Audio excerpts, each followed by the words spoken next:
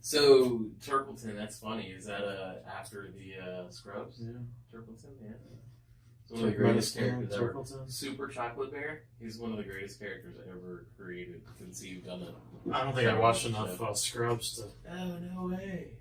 No way! She hit Peter Griffin got a mustache. No way! Yeah.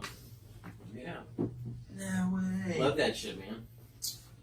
Well, all right. Thank you for tuning in. This is the inaugural episode of the Weekly Game, starring me, AB. We got Drew and we got Turk here. So, guys, we are gonna start hosting a weekly show where we just talk about sports in general. I think we're gonna probably change the format up a little bit from time to time. Maybe have some people come in and guest, talk about some different topics. I think we have an interesting mix of people here.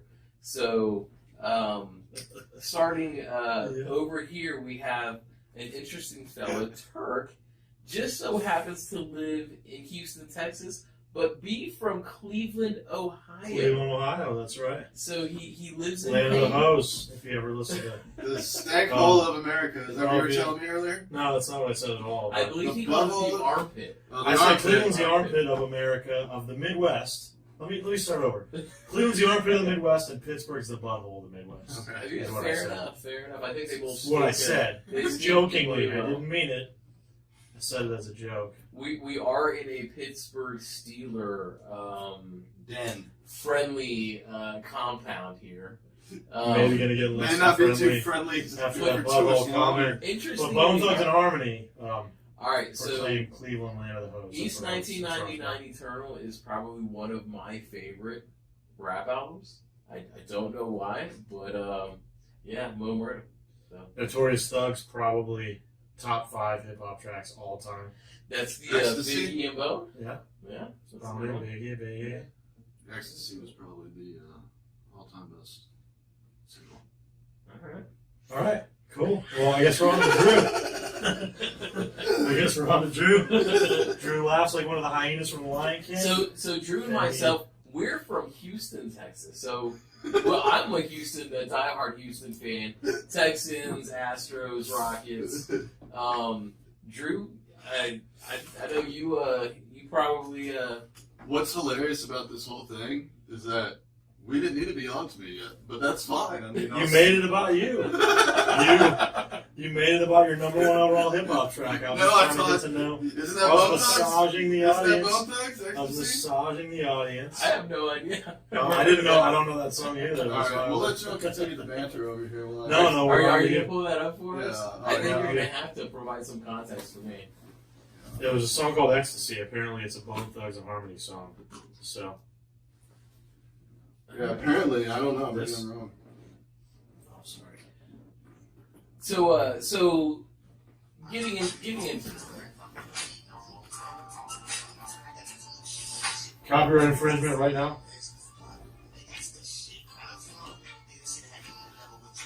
Doesn't even sound like Bone.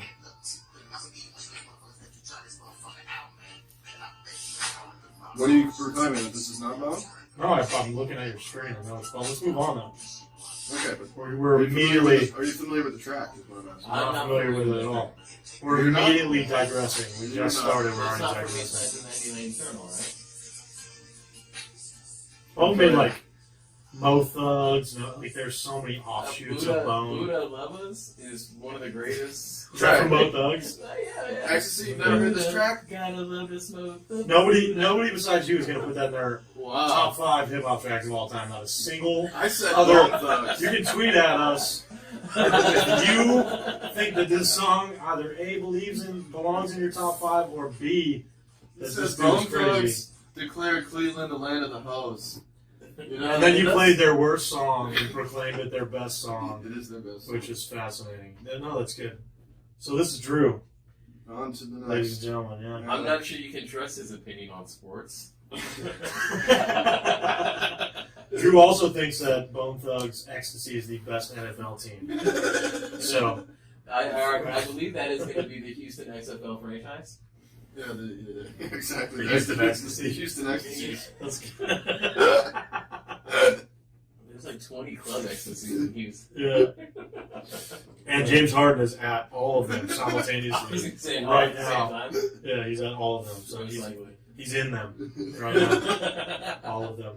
Ecstasy, I am inside of you. I wonder if his reputation precedes him, or if he really is like the noted Lothario up in the strip club. Like I think his. Well, I mean, what do you think that James Harden's reputation is? Well, just they say that he's always up in the strip club. Right. So what? This is I think a topic where I've never seen. this is an angle that I think we can take No.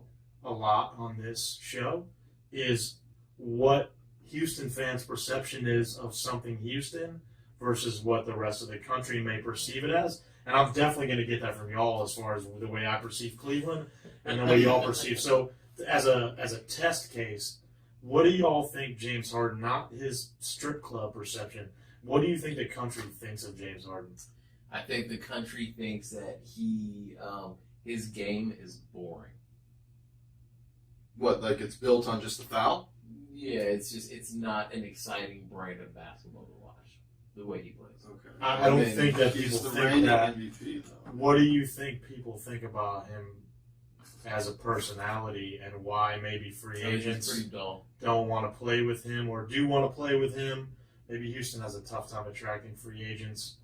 I mean, he's the center of the Houston basketball universe, right? Yeah. And I think where I was going with this is that he's a weird, awkward cat, like a not. Why did you whisper weird? I don't know the answer to that, but, You but know I what? think the I national can perception see of that. Harden is that he's a I can see strange that. bird. That commercial he made where he was singing, it's so awkward and amazing, but it really gives you just a glimpse into. He's just an awkward. I think he's awkward. He's got that like introverted, yes, you know, awkward, but introverted. you can tell that when he's around people that he knows and likes, he does not like that, right? But I think I can relate to him in the regard that people that I'm around that I like, I'm all in with. But if you brought another person into this room right now that I didn't know, it would be hard for me to be as comfortable with that new person in the room, no matter what y'all told me about who that person was. So I can see bringing that. a party into the Chris Paul, James Harden dynamic, and then things get weird, and just in that, introduction or whatever, people are like, I'm not sure I want to be a part of Carmelo Anthony weird. 'Cause Harden. I think Harden is We've had some weird. weirds. I think he's a strange, unique, introverted cat that people can't. Look, there are people. I think I have been around this a lot of my But life. Chris Paul gets along okay with Right. him, I feel. There's another aspect of the Chris Paul thing that we can get into in a minute. But with Harden, I've both been the person that I'm about to describe, and I've been around the person that I'm about to describe. But you ever been around somebody that is so awkward that you start to feel awkward Yeah. they can't make eye contact and they're just like socially awkward to such a degree that you start to feel and question your own self and feel that awkwardness. Because I've been both around that and I've been the person that causes that. feels Right. awkward. No, for sure. And I think Harden is that that. one time. I think Harden is that level of awkward that he makes other people unsure of how to be normal around him. I do believe that because I can see that. No, He's a I weird cat. believe that you Yeah, believe that. he's a weird cat, and then he's walking around. I know, with he $1 certainly million, is.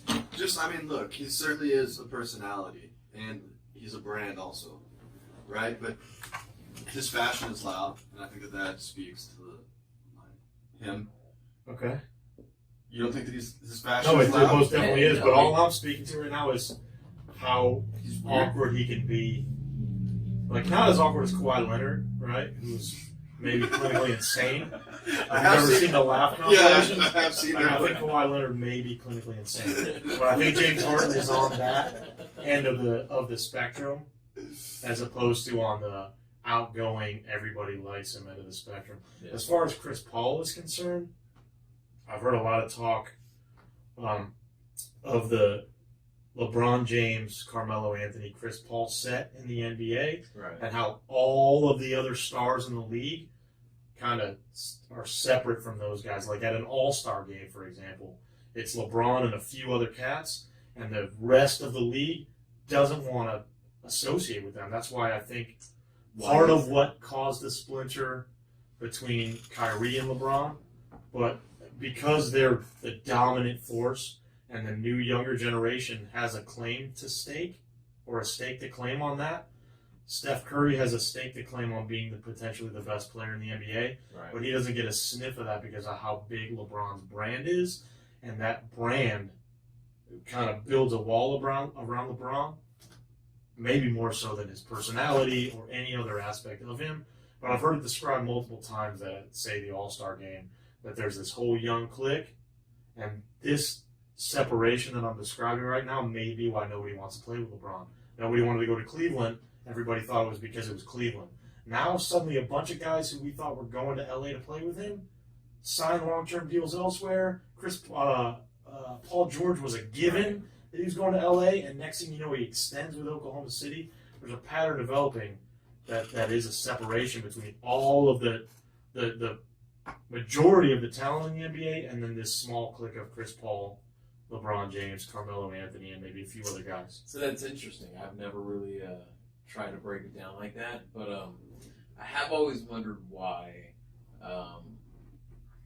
more people didn't really rush out to build those super teams, if you will, right after the big three were created in Miami. And what's interesting is I think they took so much flack for it, and I think the Warriors take so much flack for building what they built, that I think that trend is going to go silently amongst the owners. That trend is going to start kind of fading. Well, the Celtics were the first super team of our generation. There have been many super teams that we're not really going to reference because it wasn't, we didn't watch the Celtics and the Lakers do battle. I mean, Durant going to the Warriors kind of pales in comparison to Kareem Abdul-Jabbar going to the Lakers. But that's so non-contemporary that we're not going to. We act like in 2018 that Kevin Durant going to the Warriors was just completely erroneous and incorrect, and it's never happened before. But it absolutely happened. The Lakers were already a dominant force when Kareem Abdul-Jabbar went there. So history repeats itself, right? Yeah, but they didn't trade no one and nothing to get him, right? They gave away someone decent established. I don't remember who, but right, and I don't either, and that's why we never talk about this because even the sports media, 2018, Kareem ended up being one of the greatest players to ever wear condoms. He was pretty good before he went to the Lakers too, though. So, but yeah, I don't know if the super team is gonna stop being a thing, but we clearly have seen this year what happened in the Lakers are anything but a super team, and they're fifth in the West right now. What Draymond Green? No, the Lakers aren't a super team. The Warriors are a super team. The Lakers are about to be a super team, though. And what happened between Draymond and Durant that they've since downplayed? Yeah. That was the crack in the foundation that will ultimately lead to the demise. Because as soon as things got weird with them, Draymond immediately made it about Durant's contract and leave, bitch. We won without you. We can win again. Ironically, the same guy who cried to Kevin Durant in the parking lot after, I think the fix might have been in the year Cleveland won, and I'm a Cleveland fan, but that's another topic for another day. But Draymond's the guy who cried. Draymond's the guy who called Durant from the parking lot and said, "We need you." And then he was the first guy to throw it back in Durant's face that they were able to win without you, and you're not going to sign your contract. We know you're leaving, blah, blah, blah. So, I mean, Draymond is maybe the heart and soul of that team, and also the thing that's going to destroy it ultimately. Do you think that Durant is going to go to the Lakers, or do you think he's going to go to Washington? What do you think? Where do you think Durant's going to go? Yeah, he either stays in Golden State or he goes and joins. I don't think he'll stay in Golden State. I don't think there's anything left. No, you know what? I take that back. He started that whole tech investment company, and he's in a good place to be there. They got a new arena being built that's going to be open next year. He was the only one that they allowed to go down there and tour that arena. None of the other players, not even Curry's gone down there yet. If you know that, every other player on that team probably knows that. Absolutely. So And you the think that they division would that not we're keep? describing? Okay, so do you think that they would not if they had to keep Durant or Draymond? Who are they keeping? But it's not going to be about that. It's going to be about, are they keeping Klay Thompson or Kevin Durant? They're keeping Durant over anyone. Okay, so that's 50% of the equation. The other 50% of the equation is I'm just saying, if you're internally. them, Right. Who are you taking? Now, right? the other 50, but there's 50%. There's 50% more to this story and equation that we have no insight into, and that's is Kevin Durant, with every day that passes, more and more drawn back to Washington D.C., where he's from. Because I know as I get older, and now I have a child, there are things internally that are calling me back to Cleveland, and I cannot listen to those callings because I have a career here, and I just cannot, for multiple other reasons, do that. But as I get older, there's a stronger and stronger desire to be where I'm from, to be around my aunts and uncles and my cousins, and be standing on the ground that I stood on when I was 5 years old, right? So we don't know the internal struggle that's going on with him. Does he want to be just on the East Coast because he's drawn back, and he goes and plays for the Knicks? And then Kyrie goes there because Kyrie will extend with Boston, but that doesn't mean, based on how Boston looks right now, that they're going to want to extend him. They might have had a better recipe last year without Kyrie than they have with him now. Right. So, again, it's not always about what the player wants. They said it's not always about what the team team wants. Available. But I think Durant is going to leave. Washington. I think Durant's going to leave Golden State, and I think he's either going to end up being a New York Knick or I almost said the Washington Bullets. In case anybody was questioning how old I am, I almost said the Bullets. But I think Durant probably ends up. The Lakers is another option, and maybe I'm discounting the fact that he's already made the decision to go there. But I don't know that he is willing to take. As sensitive as this guy is, he goes on Twitter. Yeah, with that burner account stuff. As sensitive as he is, dude, I don't think he's willing to take the heat.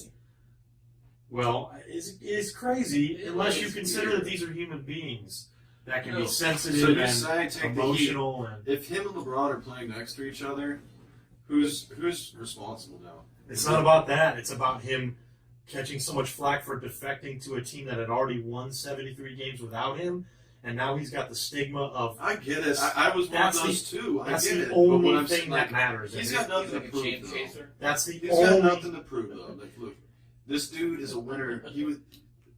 Are you not saying that he's not one of the best players? No, you're absolutely right. He has nothing left to prove, but he has one major thing to disprove right now. And when he makes his next decision as to where he's going to play basketball, he has to disprove that he went to a 73-win team, which he can never disprove, but his ego is going to drive him to attempt to undo what he's done. I believe, based on you add up all the factors, his Twitter burner account, his desire to please people and be liked, he thinks that he can undo some of the doings that have been done by going to a team that, don't ask me what I just said, by going to a team that won 73 games, and then he became a member of their team. So he is not going to go to the Lakers for that reason, and I think that leaves those two teams on the East Coast that I just mentioned, right? Yeah. I think Kyrie and Durant would be a formidable force in the East. New York.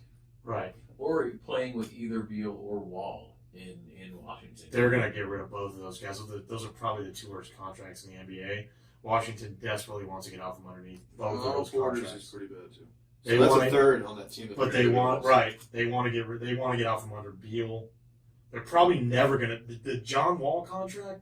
I heard somebody mention the other day, and they still pay Gilbert Arenas? I believe so, but in the next 2 years, they're going to be paying John Wall like $43 million per. $43 million. That's not possible. That's. Someone said it the other day in a forum that I don't believe they were just throwing 30 Aaron numbers, right? So unless it's going up, we can Google. We need a stat guy. Anybody that's willing to be the stat guy on the show, hit one of us up on Twitter. We need a stat guy, somebody that can be looking something like this up while we're talking. But my understanding is that within the next few years, they're going to be paying Wall over $40 million per.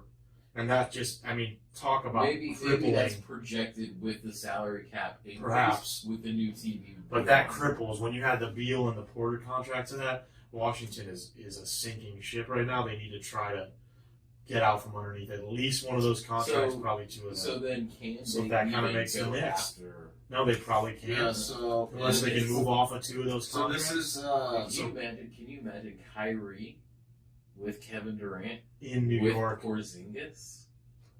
Dude, I think that's exciting. pretty exciting, That actually. would be Hold on, very let's good talk about that for a minute. Let's talk about that as a How about of all the range So of real outcomes quick- from today. real quick, just so going y'all forward. know, he signed a 4-year, $169 million So contract. do the math. He's going to make more than 40.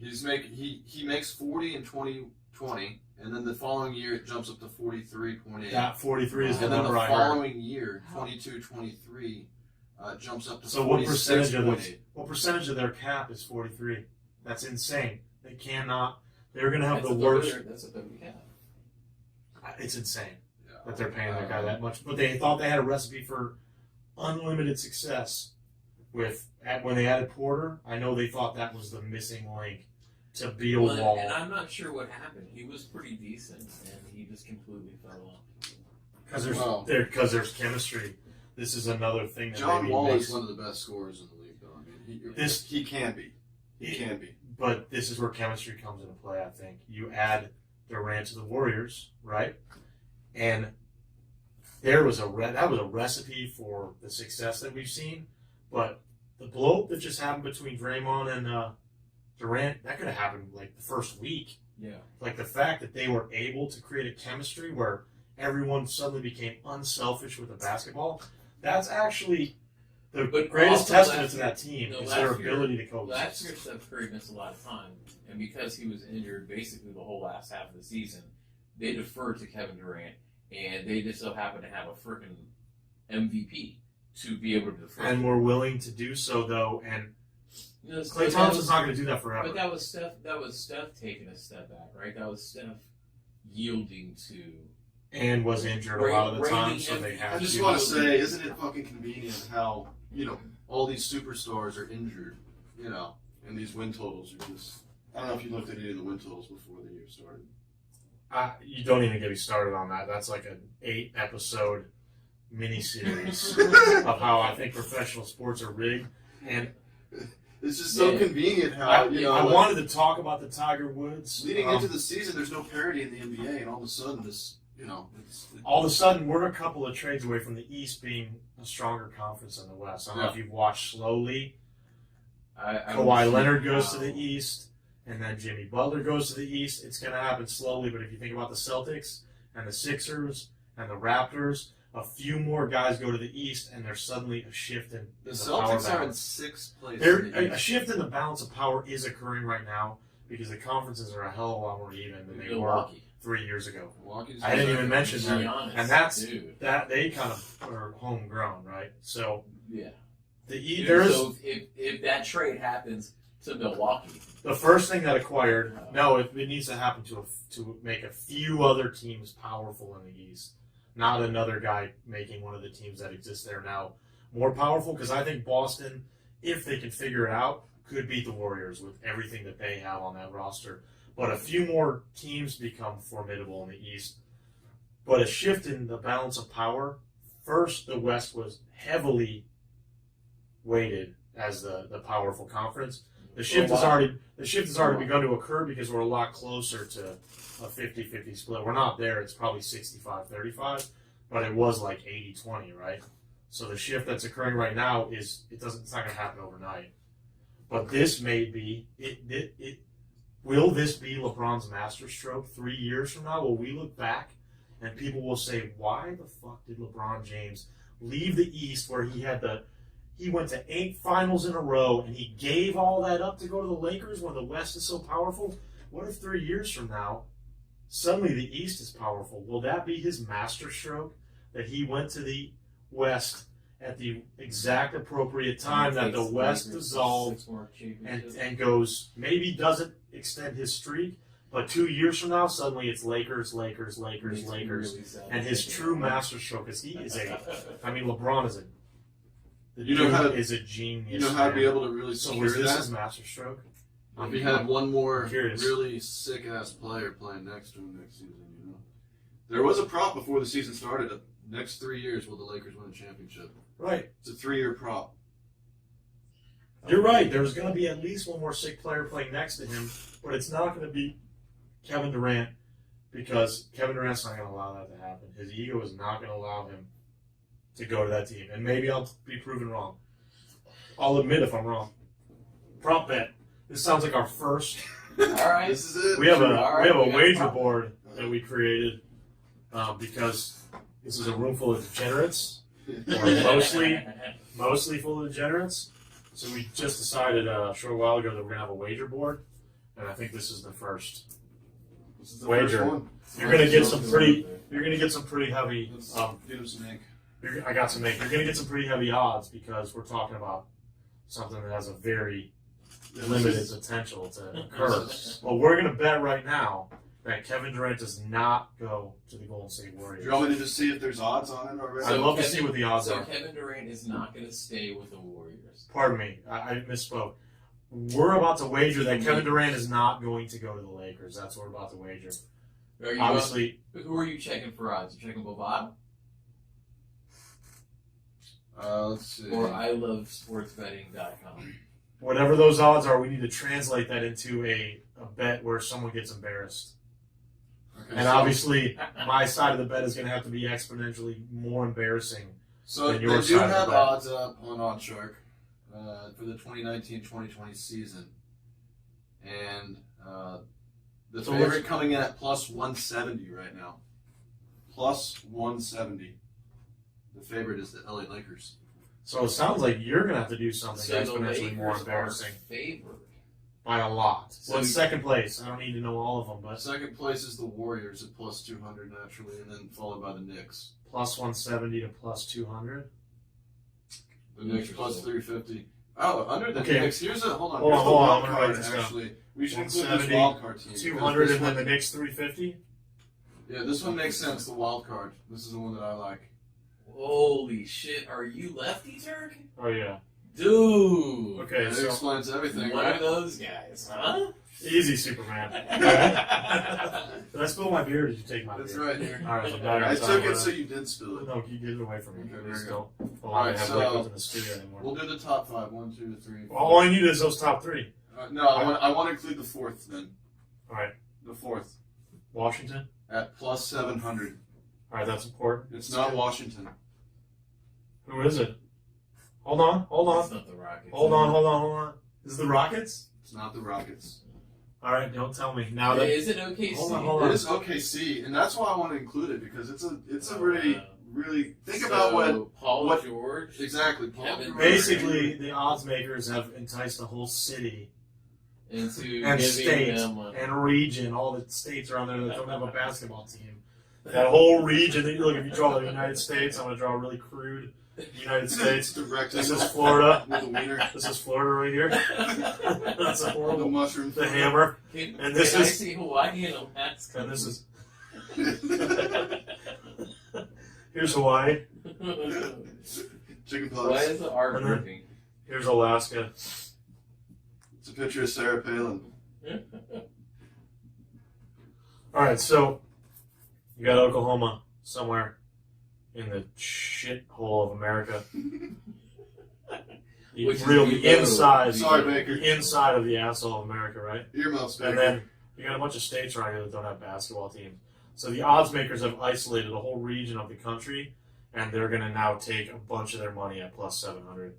That whole area thinks in their craziness of fandom that this plus 700 is going to pay out because he'll, for some reason, want to come back and play with You you. might. He needed to get away He from might. Russell Westbrook, and he knew it more than anybody else. So that they As squashed obvious that as it beef, was- I think. It looks like they squashed it. I don't- It's not about their personal beef. In this case, it's about This the is a way that LeBron Kyrie Westbrook- thing. How the we way don't that- want to carry him. the Or? way that Westbrook operates on the field. You want to talk about LeBron and Kyrie? There's a whole other aspect of that I don't think you recognize. No. I'm not. I didn't watch the Cavs like that. It has nothing to do with on the court. It has nothing to do with their personalities, in my opinion. What else could it be? Hold on, We should left- we what else should could we it mute the be? mics? Wait, you know what? Let's not digress. What are we gonna bet here that Kevin Durant's not gonna? Yeah, we need our prop here, so we have our lines up. So the Lakers are the Hold on, favorite, so- and you're saying he's not going to go to the Lakers. Yeah, so plus 170, they are the favorite. But if I'm taking the field, the odds shift dramatically. It's not plus 170. The field is plus 300. The field versus all of those teams. Outside, But if you take- not these teams. Right, if you take the Lakers, who are plus 170, versus the field, that plus 170 is going to become like plus 2,000 or something like that, for sure. Because I got the whole. You got to add the. I don't know how to do the formula, but Well, yeah, I'm just saying. it's going to be insane. So our bet needs to be heavily favored to you. Yeah. And we need to make this fast, so we're not doing the whole episode. It's not So- just trying to come up with a So bet. that's fine. So we have our line out there. We'll think about the wager. Okay. All right, we'll have the call it line. plus 2,000. The line is set at plus 2,000. Now we need to think of our wager. At the Lakers. All right, let's revisit that. So Fucking Here's stealing what it. happened. Plus 170. Here's what happened. Odd Shark, he's giving me plus 2,000. I'll take it. Okay. Versus the field. Right. Hold on. No. Versus the field. You just did the math yourself. Now No, you're right. questioning it. Thank you for try to make me look like a dick to him, and I just picked up on what was happening. Yeah, no, plus 170. You're right. You're absolutely right. You're right. You're right here. Versus the field, it'll be plus 2,000. No, it's not. We're not going to do Moving that on. anymore. We're going to scratch his board off the bet, and I gotta go lick my wounds in the other See the room. shit that we have I to gotta deal go with lick my on a wounds in the daily other room. fucking basis, man. It's just so uncanny. Moving on. Oh, This is why we don't trust people from Cleveland, man. Hold on a minute. So this gives us a good Hold on a time. minute. Let's take a break for a second.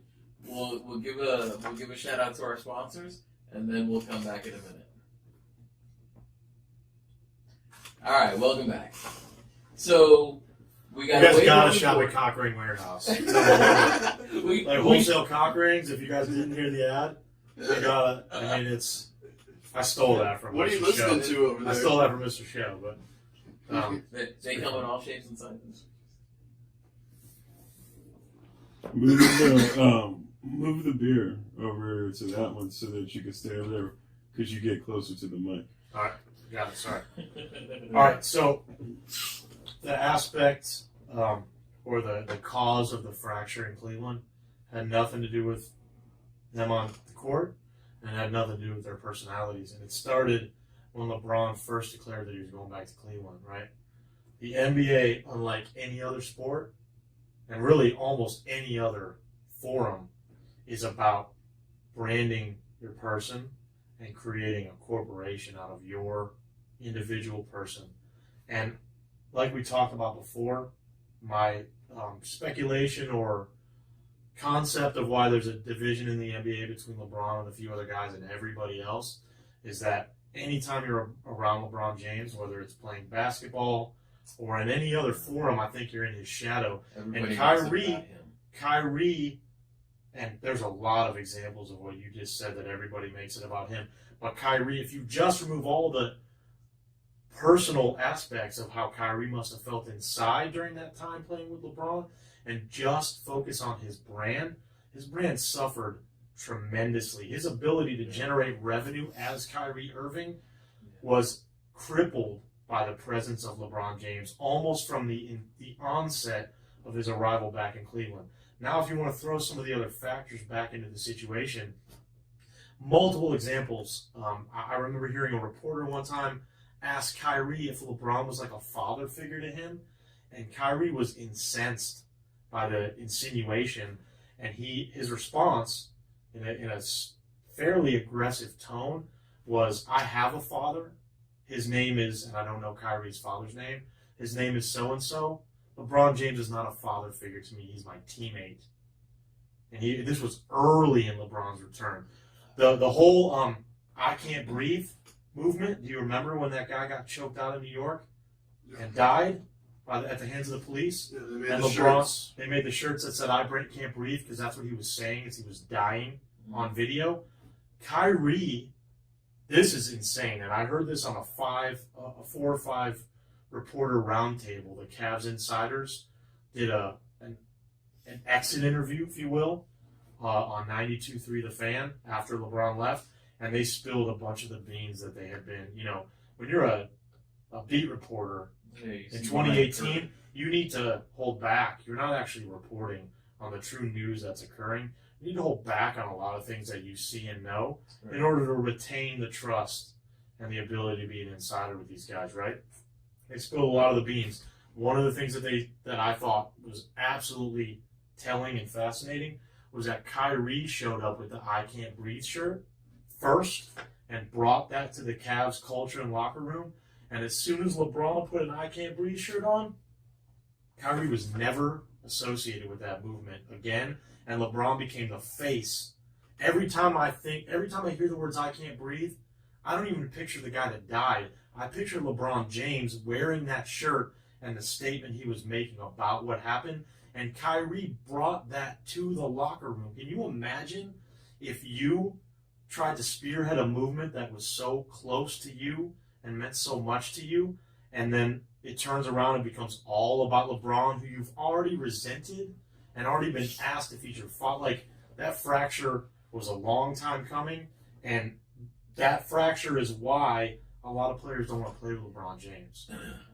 It makes sense, and I can see that. I find it odd, though, that a reporter would ask someone so father figure, not far in Yeah, I'll find it then.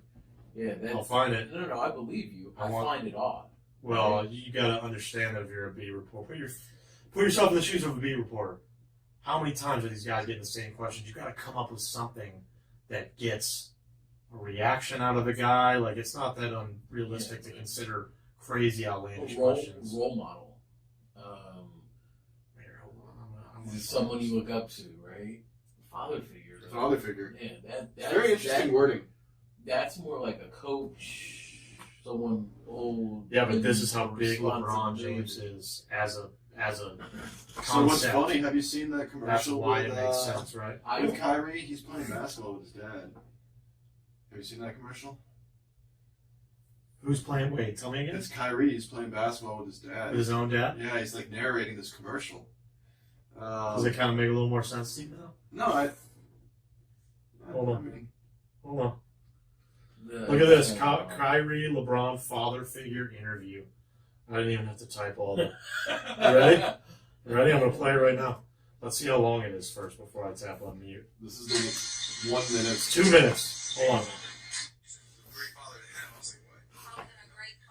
All right, well, let's start at the beginning, because apparently they get right into it. You ready for this? Let me know if you can't hear this.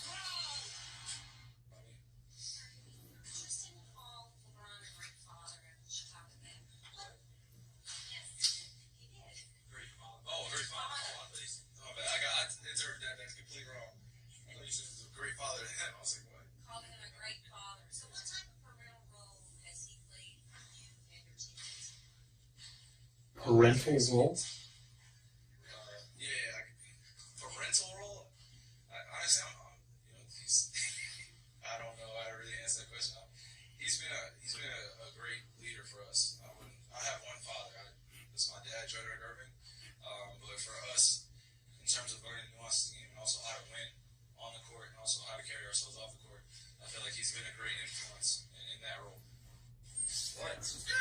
All right, so maybe I exaggerated. I don't know. That was amazing. So maybe I exaggerated his tone, but you picked up on where he was coming from. Yeah, no. He kind of almost steered it in that direction now that I listened to that again, because he was so taken aback.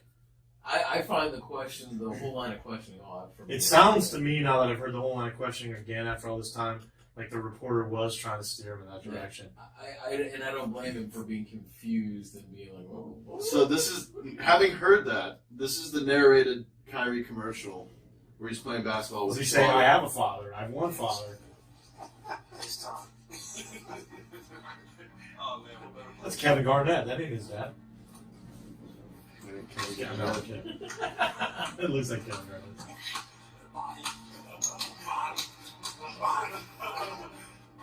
My mom passed away when I was young. So my dad had to raise my sister and I alone.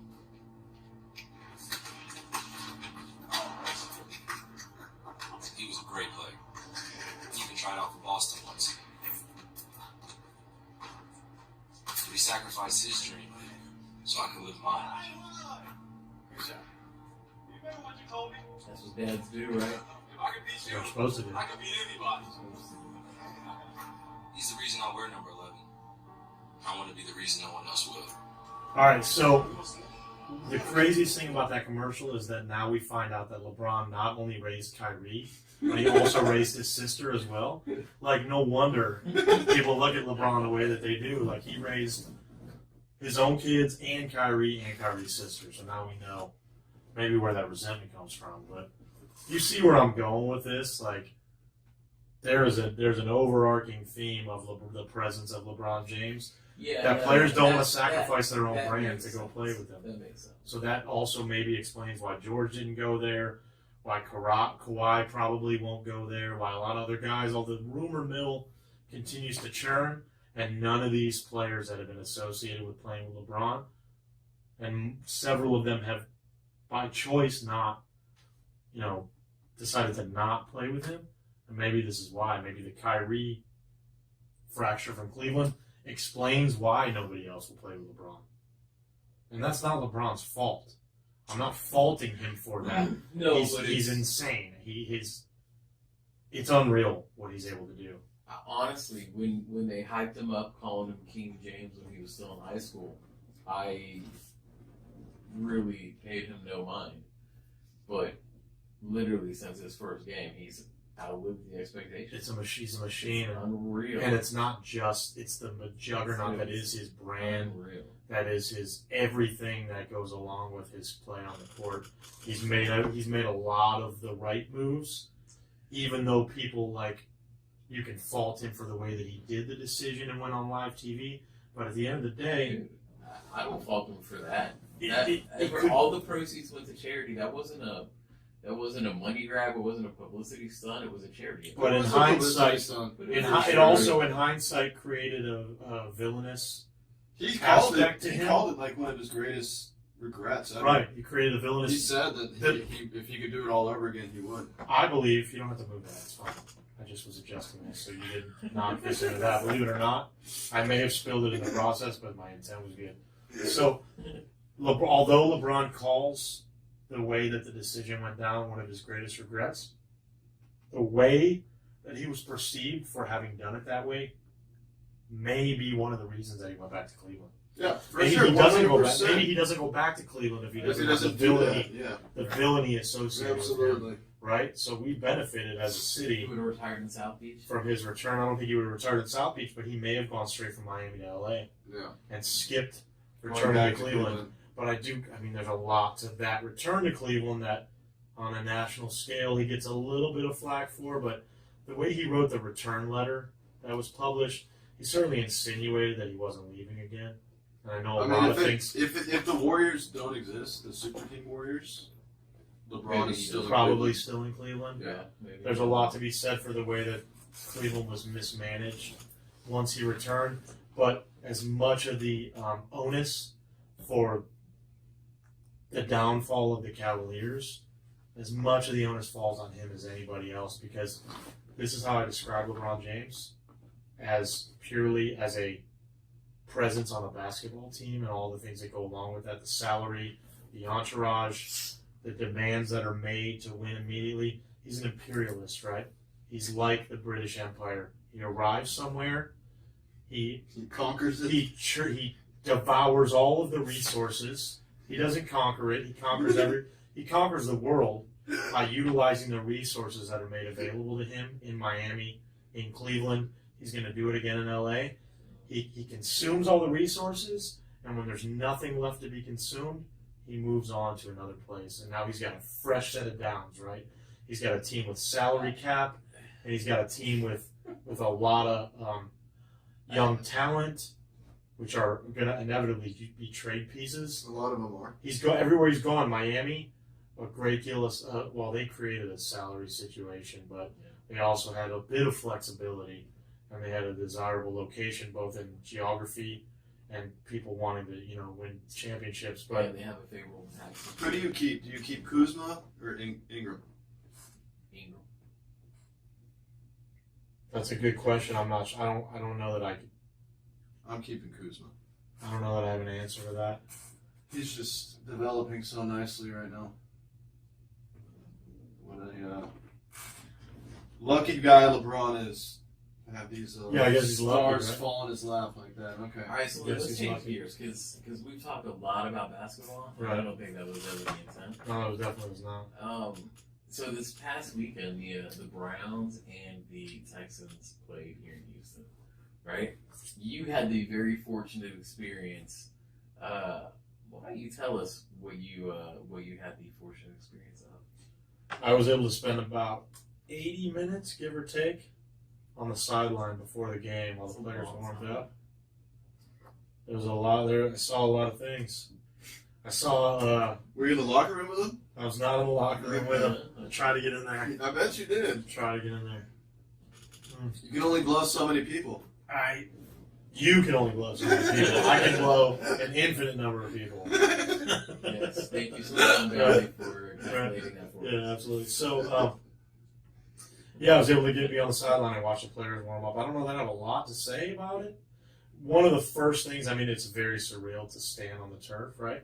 Stand on the sideline. You're not actually allowed on the field of play, but it's kind of roped off and you're very close to it.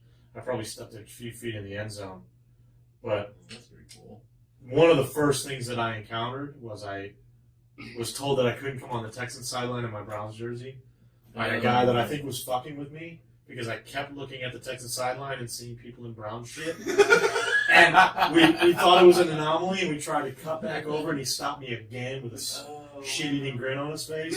I had to take my Mayfield jersey off. God damn, that troll's my favorite. I was the favorite with- guy in the. I was with a Texans fan, though, my buddy, so I did take my jersey off so that we could go on the Texans sideline. But one of the first things that I saw when I got down to the Browns sideline, didn't even notice who was in front of me, just suddenly realized that there's a ball being thrown like almost directly over my head, and it was just J.J. Watt doing his pregame catch with a little kid, and he was like, Watt was like 5 feet away from me. That's pretty cool. As it occurred to me who it was and what he was doing, because he's become pretty famous for that. Yeah, he's a Playing catch pretty with big kids. guy, huh? He's a pretty big guy, yeah. Pretty big guy. Pretty big guy. He's all right. As a football player, he's decent. Yeah. I love the Texans, so I'll leave that up to you guys to debate. Just You don't have to leave it up to me. The people have spoken. I have to go to the bathroom, so I don't know how we facilitate that while we're in the middle of recording. you just do it. just All right, I'm gonna go. That could be on the same What are we talking about? Bradley Chubb? We're talking about Sheldon Reed for a minute. Yeah. I just thought of an interesting analogy that kind of ties together where we're about to go with this conversation and where we've just been. When LeBron James opened that school in Akron versus when J.J. Watt raised all that money after the hurricane here in Houston last year. Right. To me, the school opening felt like it was for some reason about LeBron. And J.J. Watt raising all that money for Houston always felt to me like it was about Houston. Do you see it differently than I do? And is it because I'm a jaded Cleveland fan? Well, Or do you you gotta see- understand the school doesn't impact LeBron, right? Not that the fundraising, but the storm impacted JJ, right? School impacts LeBron because he is from Akron and he is doing right by his true hometown city. Because he's the first one to tell you he's not from Cleveland, he's from Akron. But just, do you see it the way that I'm describing it to you? That the school felt, the publicity surrounding LeBron helping open that school in Akron felt like it was about LeBron to me. And Watt raising money for the city of Houston felt like it was more about Houston. And it's I disagree. Okay, I want to hear my that. perspective of the LeBron school wasn't that it was a LeBron thing. Obviously, it was a big deal that LeBron was involved, right? But it wasn't a for LeBron thing. The Watt raising money thing was probably one of the most genuine grassroots effort. And so the sincerity of that versus Right. planning, building, and opening a school, they're two different A school that's two going to different be things. sustained by taxpayer dollars, so it's not like LeBron is going to. No, but I get it, Right. right? But the planning and opening of a school takes time, right? This J.J. Watt thing was a spur of the moment video Right. That's that, fair. Improvised. that went from 200,000 to That's 40 fair. something million. Right? And I need to be checked once in a while. Like I'm asking you that almost for the main purpose of like realigning my But perception of the things because only it's reason easy they- to be. The only reason they announced that school being open was because of LeBron's involvement. So otherwise, it was just a school opening. Right. And schools open all over. Yeah, the so I guess you country, take all LeBron's over name the off. city, everywhere. That's a good. I like that. All right, so on to football and the Texans and the Browns. Yeah. Being on the sideline was cool. I don't have a lot else to talk about. No, just the experience of that, man. So I've never been on the field on game day. So, talk about it. Was it soft? Was it cushiony? No, dude, the turf is, and my buddy Coy was kind of marveling at it. He'd always wanted to put his feet on that turf. Yeah. And to me, I don't know that I was overwhelmed by that experience, but just being that close. I mean, David Njoku, I spent most of my time on the Browns end. Mhm. David Njoku is he's a scary dude, man. That's a big dude. Yeah. And that's nothing compared to once they all came out in full pads and did the full team stretch and kind of used half the field to do calisthenics or whatever. Some of the linemen, I can't believe that a human being is that large, dude. You don't even, and I'm not even that close to him, and you're still like this. This is it's not a normal human being that I'm in the presence of, right? So It's awesome. Magnificent beast. Yeah. Yeah. Awesome. yeah, I wouldn't want to call him beasts. Drew Cohen said that. So gameplay wise, look, there was a lot of positive takeaways I think for both teams. Going into the game, I can tell you I was honestly worried after seeing the way Cleveland dismantled their opponent the week before. You never know with someone as dynamic as Baker Mayfield. They have weapons. They got a lot of high draft picks, right? They've got a lot of high draft picks. Some of them from us. So they obviously have the talent to do damage, right? And they showed that the week before. I was shocked the way we manhandled in the first half. Yeah, it was one of the best halves of football in Texas history. I have to say. Absolutely. Just on both sides of the ball, all around. Special teams look good. The defense, multiple takeaways. After the game, I did hear it was either Andre Howe, maybe Merciless. I'll have to find it. But they did say, offensively, they do need to start, clicking a little bit better. They had a good offensive day, but Yeah, no. Especially in the second half, I think they got off the field a little too soon. right, settling Some for the short field drives, goals. right? Short Yeah, drives. settling for the field goals, which is okay, putting the points on the board. I think overall it was a great game. Kaimi Fairbairn as a kicker this year has been silently solid. And it's all the more impressive because kickers seem to have become less efficient diminished. Yeah. league wide. Mm. They're missing more to find often someone than that's not. Yeah, he's crushing. reliable is crushing it. I know. I stopped worrying about the kick when he comes up to kick, and for probably the last 3 or 4 years, I mean, it didn't matter who was kicking the ball. I mean, I would dread when we would even attempt to kick it. And this year, for the first time, honestly, on kickoffs, I don't hold my breath. Although this last game we did put the ball on the ground quite a bit, but usually when we're on defense on special teams, man, I'm just afraid that we're going to give up a big play, and we do time and time again. This season it hasn't happened to us. Yeah, no, the defense looks great, and that's a huge part of that is Cornell, for sure, and returning back to his role from Ray Lab in that role last year. Yeah, I think that's a part of it, but I mean, so a defensive coordinator as good as Cornell still can only be as good as a personnel that he has.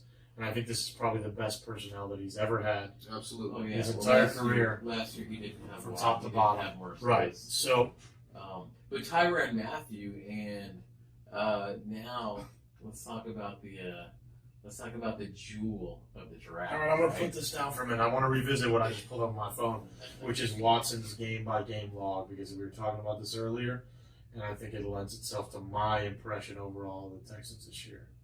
Let's talk about the jewel of the draft, Baker Mayfield. For some reason, you want to talk about Baker Mayfield in the middle of this right now, or is it Denzel Ward? We can talk about Nick Chubb too if you guys want. We're going to talk about the jewel of the draft Nick on Chubb. defense, Nick Chubb. right? The third round prodigy. Justin Reed. So he's quietly having a phenomenal season. We're talking about someone who didn't really play a lot in the first couple games, right? Has silently come on. He had a pick six. He had a fumble. He had a fumble recovery. He's taken the ball or been involved in taking the ball away 5 times on defense. So he's changed possessions 5 times. What he's done has been instrumental to what the Texans have done. He has 9 pass deflections. So, are we talking chicken or egg, though? Is the power of the defensive line creating opportunities for a kid where they otherwise would not exist? I mean, we watched that play earlier where he created that fumble, and that was purely athleticism and speed. But you've got to give some of the credit for what he's accomplishing to the defensive unit as a whole, and they're creating opportunity. Absolutely. You have to do that. But Right. when it comes to guys who have a nose for the ball, right, both Justin Reed and Tyrann Mathieu, the Texans this year have a better safety situation Adding than they've had Matthews. in years. Oh, yeah. He's on a 1-year So- deal, too, right? He is on a 1-year deal, yeah. He's going to Doesn't make a need to. lot of money next season. That's probably not going to be with you Probably guys. not with us, yeah. It's going to hurt. But no, but I think having both of those guys there in the backfield just kind of roaming, but both of them with their speed, both of them with their ball hawk ability, gives them a very unique ability to play the ball, make up ground on mistakes. Reed's a corner, right? No, he's not a safety. Right. Okay. Oh, he's a corner? I thought he was a safety.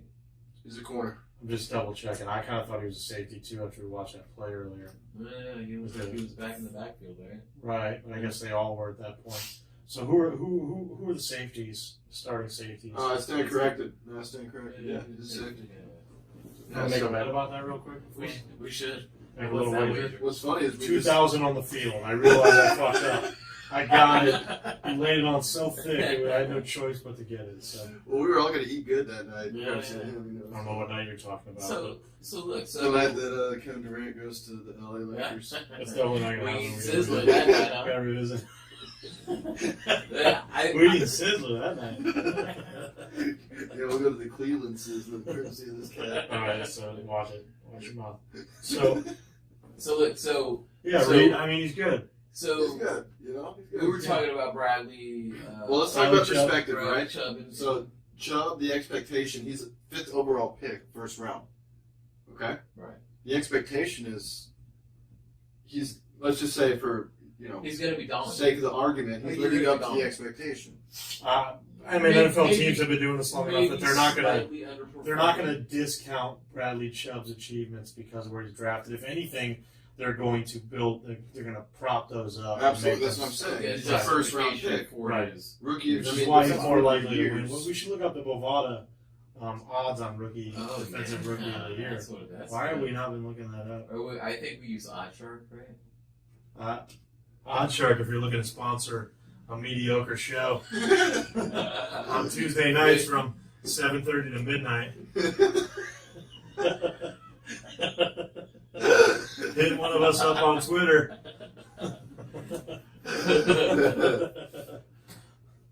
That is radio gold right now. Yeah.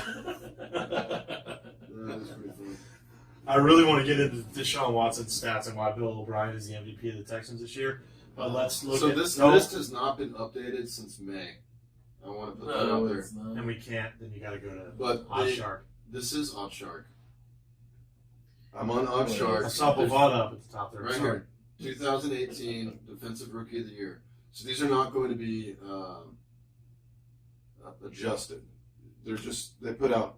Right, Line Chubb's at before the the top. season Yeah, so starts. that doesn't mean anything. So in our Chubb is the conversation. favorite before the Forget season about that starts. because Reed wasn't even in the Reed's conversation. not even in there. Well, it'll be interesting. Chubb's going to win. Reed's going to get some votes. So that's even more impressive. Chubb, is the odds-on favorite going into the season. You have I'll call him a no-name because he's not even on the field. I'll say this. He That's a might third-round not pick. be getting the love right now, but let him do something against Andrew Luck. Let him do something closing out the season. We'll see. Let's see where And he's at. what I said as far as a unit propping up an individual defender's opportunities. No, I mean, you're Von talking- Miller. You're talking about No. someone who's playing next to Von Miller. Right. I'm not going to discount. I'm not going to overlook and not point out what opportunity Chubb has playing next to Von Miller. Right. He's got a sick defense. They still got Deomarville there? Well, he's playing next to the Honey Badgers. So All right, it's so- hard to tell that either, No, right. Well, There's you a got lot of Waddle factors. versus I mean, you got one of the Elliott. best defenses. There's no question about it, and that's created opportunity for Reed, but we're not going to discount what he's been able to accomplish. Our defense makes me happy. Yeah, Just I stay can healthy. see that. Please stay healthy. You got a little boner over there for the defense. Yeah, Big D. That's cool. Big D. You got a little D for Big D. Little D for Big D. All right, so what I was trying to explain to y'all earlier, and I'm going to kind of All right, so start with your outlandish initial argument. all right. Bill O'Brien is the MVP of the Texans this year. You guys are very fortunate. You guys are very, very fortunate that the tide turned when it did, because had it not, people were calling for his job after the third or fourth game of the season. People were. And what has transpired since then, a 9-game win streak, is one of the more difficult feats to accomplish in all of professional sports. Now, were people outside of Right. Josh Ennis calling for his head? Is my No, people across the country, question. Okay. based on what Watson did last year, which may or may not have been a realistic expectation for him, coupled with the defensive prowess of this team on a national scale, there was murmurs. Plus the preseason odds, Texans favorite to win the division, over 9.5 games. And then you start off 0-3, right? So, but here's what I want to point out to you, right? Because if you go game by game on Watson and you look at his interceptions, there's nothing dramatic that stands out here, other than the fact that he did go a stretch of 3 games recently with no picks, and that's obviously going to help your team. It's going to give you a chance to win, right? But the thing that really stands out to me in the way that I heard it spun, as a matter of fact, on Cleveland radio by your hometown guy, the older guy, the big guy, John McClain. I heard him both on Houston radio in passing, which was bizarre because I almost never listened to it. And then I heard him on Cleveland radio leading up to the you talk to your rivals media leading up to the game, right? So what McClain pointed out is what I'm seeing here right now. And I don't think this shows hits, but I know for a fact I looked at the stats after about 6 games in the season, and the Texans were with a bullet number 1 in quarterback hits. And there was a huge delta between number 1 and 2. Yeah, let alone the rest that's of the about the league. time where he couldn't fly to Miami. He had That collapsed lawn. lawn. Right, but prior to that, here's the sack breakdown game by game at the beginning of the season for Deshaun Watson. Starting with game 1, 3 sacks, 4 sacks, 3 sacks, 7 sacks. Then he was sacked 1 time in the Dallas game. That's 18 total so far. And then 7 more times he was sacked in the Buffalo game. And after that 7-sack Buffalo game, I contend, and this is partly from John McClain's thesis, that Bill O'Brien made a fundamental change to the way that the Houston Texans offense operates, as evidenced by this number right here. All right? Well, along with touchdowns, but let's start with yardage. Starting with game 1 against New England, which y'all lost in a competitive game, Watson had 176 yards with 1 touchdown. Watson's next 4 games, and a lot of those games were those 4-sack games, those 7-sack games. Right. He threw for 310, 385, 375, 375, and you guys lost. Well, they're trailing in a lot of those games, too. Only 2 of those games we lost. You lost 2 of those games, but it's not, in my opinion, about whether you were trailing, and it's not about whether you won or lost those games. To me, it's about the sacks. Because if you look at the sacks through those first 6 games versus the number of sacks that he's incurred since then, And then if you pair the limited number of quarterback hits that the Texans have taken since O'Brien made the adjustment with the fact that Watson after that second 375-yard game in a row, his next games, 177, 139, 239, 213, 208, you suddenly became a running football team.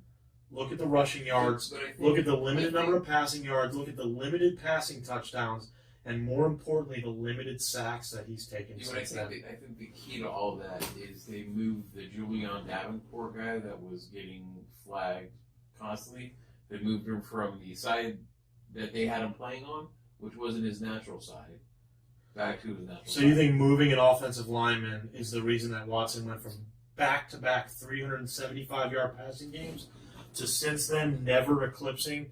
That's an easy way for us to carry this conversation. About the sacks and the sack totals. But there's a correlation between his passing yards and the number of sacks that he's taken because O'Brien is limiting his exposure. They had better run blocking with the guys. This is insane. If you think about it from this aspect, dude. 1, 2, 3, 4, 7 games since Watson went back-to-back 375, and he has not eclipsed 239 yards in 7 games. You're telling me that a fundamental change did not occur in the way that O'Brien's running that offense? 375 1 week, 375 1 week, and then 7 games where he hasn't eclipsed 239 yards? Totals were in those yeah, we need to pull that up, and I'm not going to pull that up right now. No, that's fine. But undoubtedly, the rushing totals have increased. So look, I think we have some homework to do. I think we need to go and try to figure out what is the key to our 9-game winning streak. Because honestly, what we've pulled off is no small feat, right? It's a massive, historic feat in all of sports, not just football.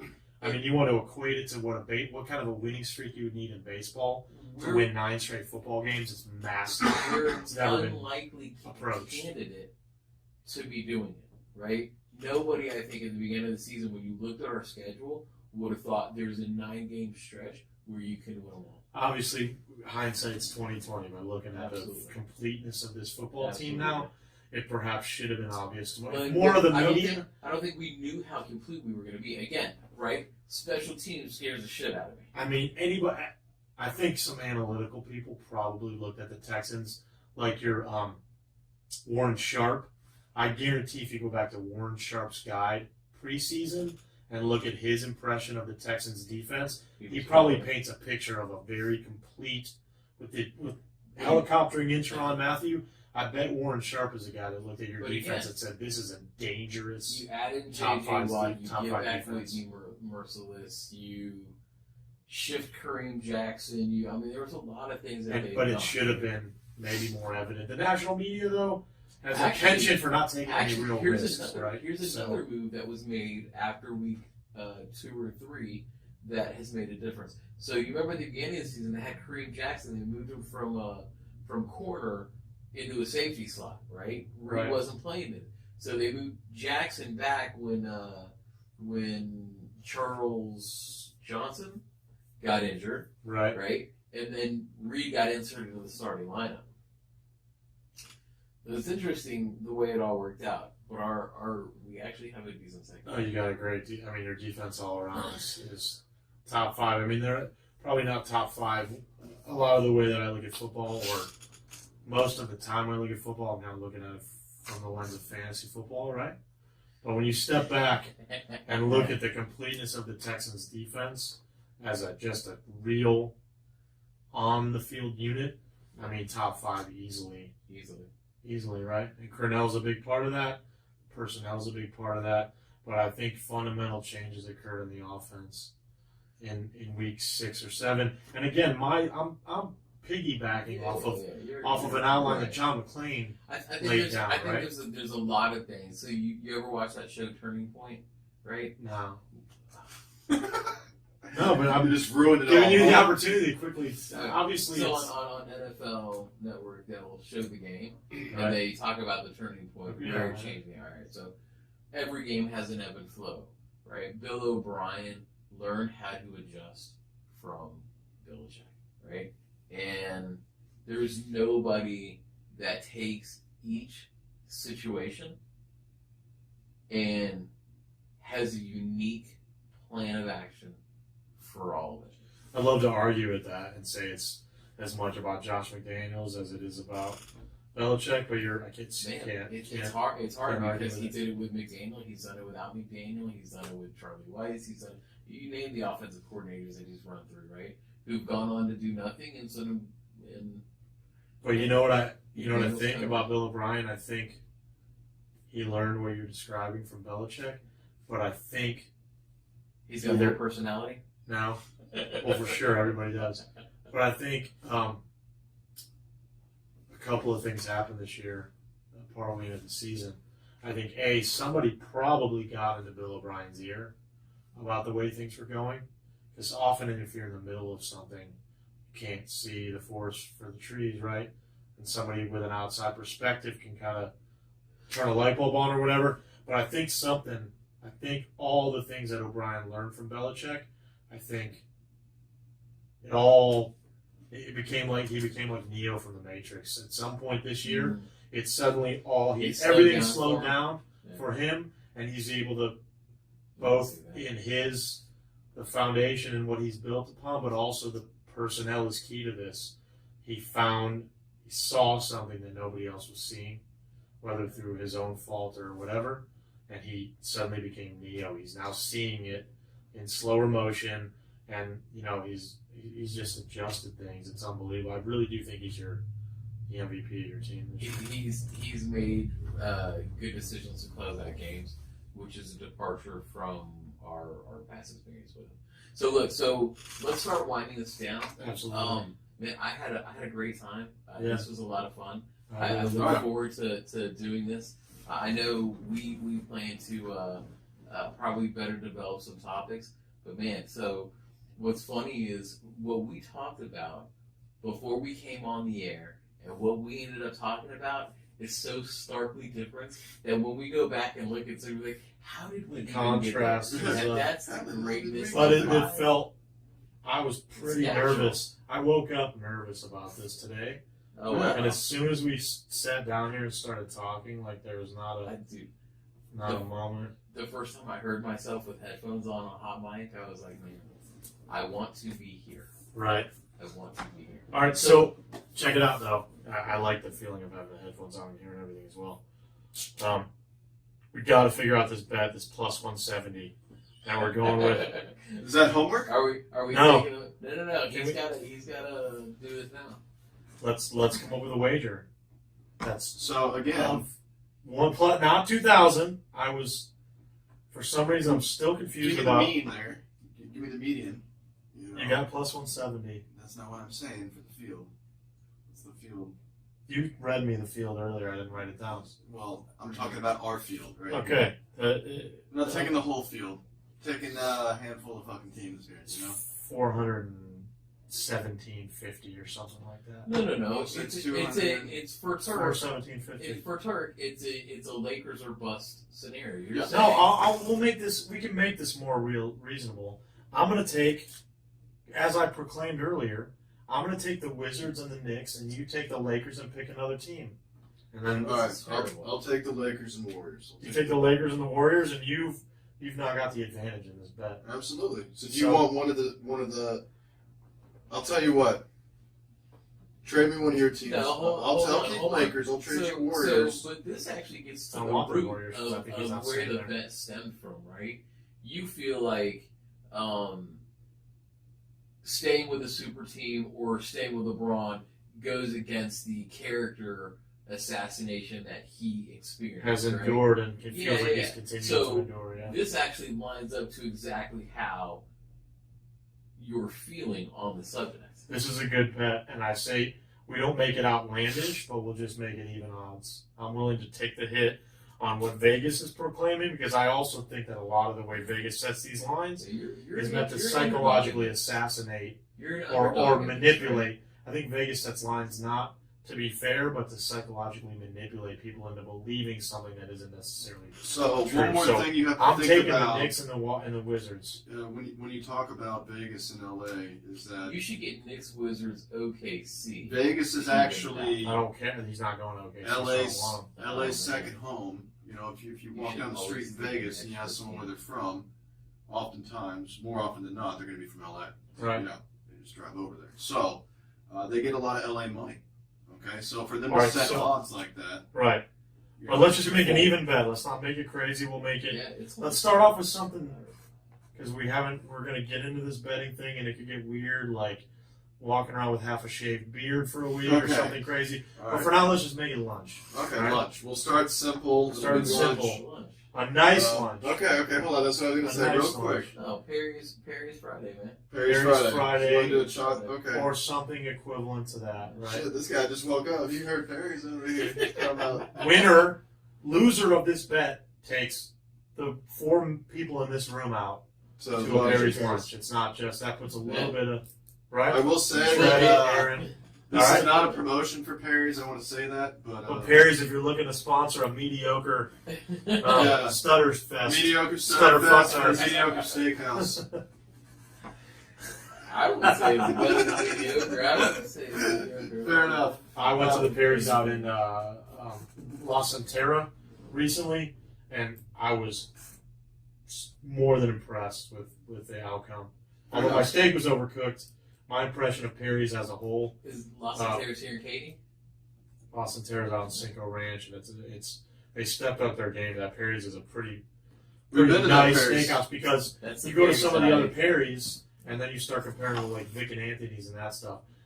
Inside the Loop, or even inside the Beltway, Perry's, I think they kind of dumbed it down because they're not angling for the Vic and Anthony's crowd. But out here in Katy, it felt like they could be the top-notch steakhouse in this area, honestly, and I it think shows they in the are. ambiance when you walk in there, I think they are, actually. right? For sure. So, decent. Better than Del Frisco's now that I've had the chance to enjoy it out here. I think Del Frisco's is And an they got abomination that of salt. Businessman look. You're absolutely right. They oversalt their. They oversalt everything. It's also the most beautiful property in Houston. You know Those what? giant windows, like there's not Do a that. more You impressive feel like a steakhouse. fish in there, Their right? avocado. No, rings you do. are- It's like it's on like a that- giant that human bacon aquarium. plant, I don't dude. feel like that. I feel like That it's a thing is beautiful. so good. It's a beautiful property. Shit food, too much salt. I think we've done enough here, but Perry's lunch for the group, That's fine. Do it. So paid for by Drew. Lakers. If paid for by Drew, I'm just going to state this clearly. If Kevin Durant wears a Warriors jersey Or or a Lakers, Wizards, pardon me, a Lakers jersey. a Knicks jersey or a Wizards jersey, and then paid for by me if he's either a Warrior or a Laker. You got it. All right. All right. All It's right. been fun, gentlemen. My last comment. Kareem Hunt might have kicked my fantasy season in the end. So. Uh-oh. Well, join the crowd. I mean, That was a so what, poor he was- choice of words, I think. That was a very, very specific choice. No, I get it. I get it. It's also been grossly exaggerated. I agree. It's been the whole thing's been grossly exaggerated. But let me just focus in on one aspect of it. I heard multiple reports that he kicked a woman in the temple, and he very less than fully aggressively kicked that at that girl at the end of that. If that girl was your daughter, you have a daughter, right? So let's just say if My- that girl was your daughter, and you saw that video. all You know right? what? You know what? I would be Regardless honest. You should be Hold mad on, that hold she on. was at a Chiefs hotel. No, I'm gonna. That Finish your line of questioning. ironically, Finish your line he of questioning lives. so I can answer. Ironically, that He's from that, Cleveland. that is He in, went to it was East Lake. no, I get it. That kick happened at a residence. It's in not Cleveland. ironic. He's from Cleveland. He lives in Cleveland in the offseason. All right. Finish your question. If my daughter, I'm And just then the saying, one if that that was he your attacked. daughter, right? Does your disposition change on if that is my how it's daughter, overblown? if that's my daughter in that incident, I'm telling you right now that I want to know the murmurs of her like threatening to extort those guys out of that hotel room. Like, what's the real truth about what happened in that hotel room? That girl was not going quietly in the night. All right, she had some sort of gripe. That was the his way house. things That were was going in the down. hotel room. That was his house. Yeah, that was his house. Yeah. He just moved in there. He was. It was an house- apartment, which is why the video was public domain or became public domain. I'm like, in his home, that video never would come out. The one thing that stood out to me that I spoke on to someone else was not the way that he treated that girl. The thing that scared me the most about that video, believe it or not, was something that nobody's talked about. There was a girl off in the cut in both camera angles who was filming what took place. And near the end of that video, when everyone's attention is on Kareem Hunt and that girl getting pushed into the door jam and all that stuff, one of the other guys took the phone away from that girl that was recording it, and she didn't stand a fucking chance at getting her phone back. And my takeaway from everything that transpired in that video after I watched it about 10 times is that if my daughter's ever in a position where she's filming something truly heinous going down, she is powerless to a man. If a man decides that he wants to take the recording device out of her hands, she's either A, got to give it up, or she could be in serious physical danger at that moment. More so than the girl that was being attacked by Kareem Hunt, because there was a lot of attention from everybody in the room on what Kareem Hunt was doing and trying to stop him. If that girl who had the phone had tried to resist the one-on-one confrontation with the guy trying to take the recording device away from her, she could have been fucking decimated by that guy. And that's fucking scary. Because what if you're recording the police doing something and they decide that they want to end the most dangerous position in that video is the girl with the recording device. It's not the girl that Kareem Hunt is attacking. So that really stuck out to me. But the girl But with yeah, the my recording daughter's device got no is not the fucking victim. business. Megan, if you're listening to this, and if you're fucking in that hotel, you got no business being there no matter what you're up to that late at night. If you're asked to leave and you want to make it. If a woman physically engages a man, you reach a point where, Kareem Hunt was out of bounds entirely, but there are also instances where women become physical with men, and at what point does a man defend himself? It becomes very gray. In 2018, the words that I'm saying right now are incredibly unpopular, and they're going to be unwell received, but there's a truth in there somewhere about a woman's responsibility in this situation, and for the most part, a man's responsibility to not ever be physical with a woman, but there's a gray area in there that we don't ever grant the existence of in 2018. Yeah, so Right. there was a lot of people there not restraining the woman and not restraining the man either. No. So, Go back again and watch the danger that I felt the girl that was recording was in. I will take a look at it. I will say this. So what I read in the TMZ report, and then after I saw the video, I felt like they grossly overstated the situation.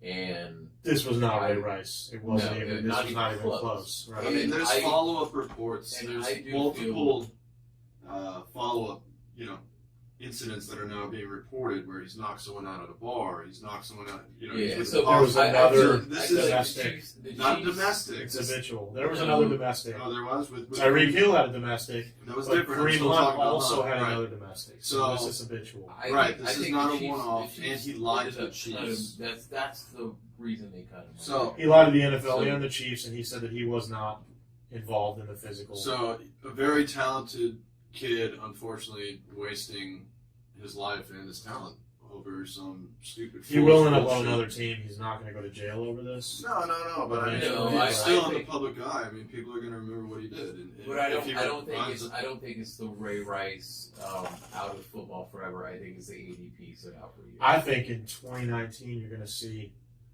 the trio of Reuben Foster, Kareem Hunt, and Ray Caruth on the Washington Redskins, and I'm out. And Adrian Peterson's still there. It's been a great time, guys. Dropped Ray Caruth and walked out. Mic drop. That's how you win the show. All right, kids. It's been real. It's been Man. fun. It's been real fun.